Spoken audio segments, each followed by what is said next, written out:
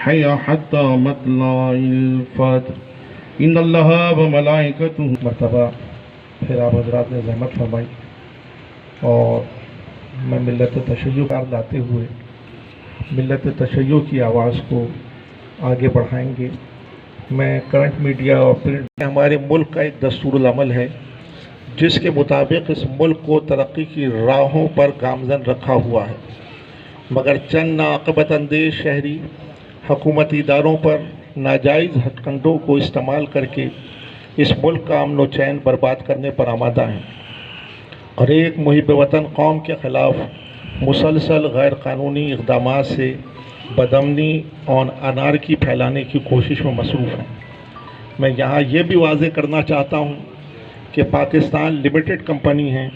اس میں سب برابر کے شیئر ہولڈر ہیں، آئینی طور کے اوپر سب برابر کے حقوق کے حامل ہیں، جبکہ ہم سب جانتے ہیں کہ یہ گروہ صرف چند افراد پر محیط ہے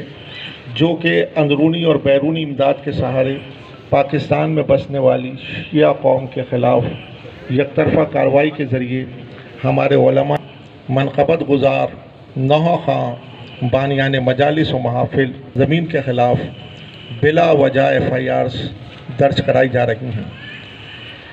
اس منافقین کے ٹولے کی کارروائیوں پر ہم خاموش تھے کیونکہ شیعہ قوم اس رسول برحق صلی اللہ علیہ وآلہ وسلم کے پیروکار ہیں، ہمیشہ نرم گوشہ اختیار کیا۔ شیعہ قوم اپنے رسول برحق صلی اللہ علیہ وسلم کے بتائے ہوئے اصولوں پر کاربند رہتے ہوئے تمام مظالم کو برداشت کرتی رہی،